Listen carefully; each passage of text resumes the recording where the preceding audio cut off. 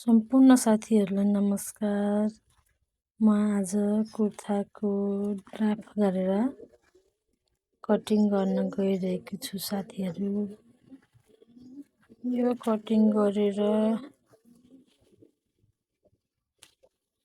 सिलाएर पनि म हजुरहरूलाई चाहिँ साथीहरू अगाडिको यो पछाडिको भाग हो साथीहरू। सम्पूर्ण कपडाहरू यसै गरी आइरन गरेर मात्रै कटिङ गर्छु, ड्राफ्ट गर्छु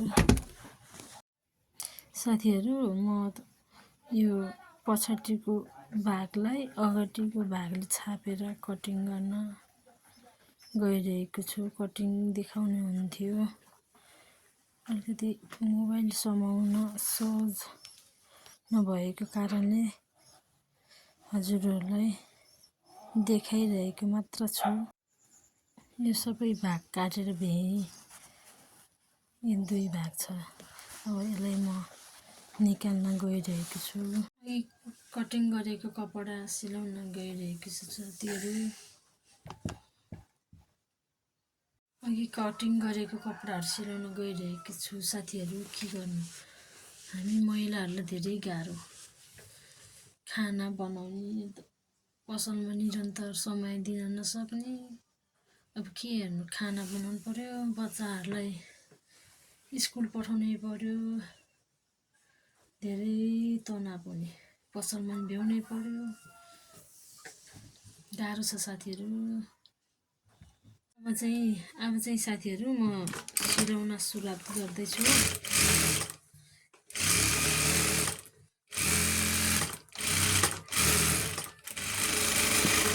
के हेर्नु साथीहरू, हामी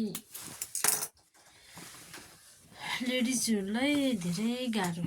खाना बनाउने, घरको काम भ्याउनै पर्यो, पसलमा पनि भ्याउनै पर्यो, स्कुल नि पठाउनै पर्यो, धेरै गाह्रो छ। धेरैजनाले कमाउने भन्न त सजिलो छ, तर हामी नारीलाई धेरै गाह्रो।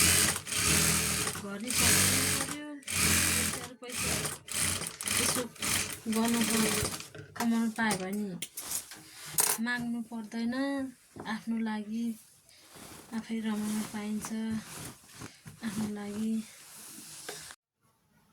ल साथीहरू, मैले यो सुरुवाल चाहिँ जोइन नपारिकन सिलाएको, 20 मिनटमा सिलाइ भएँ।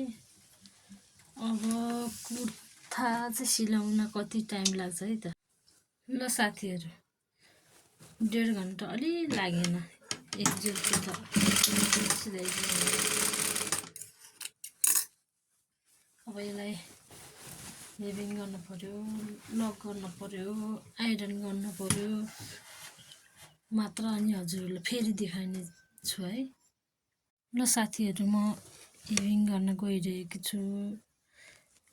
दुवै तलमाथिकै गरेर 1 घन्टा 20 मिनटमा भ्याएँ मैले कुर्ता सुरुवाल सिलाएर।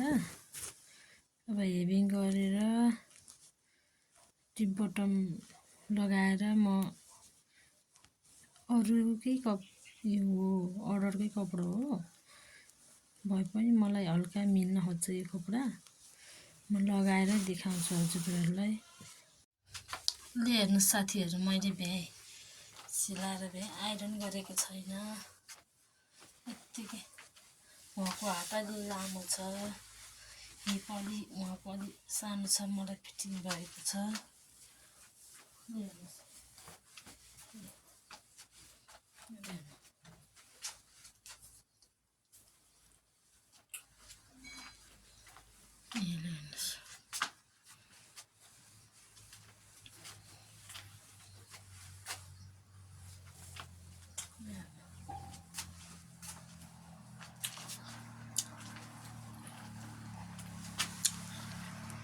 मलाई अमल खाइरहेको छु है साथीहरू।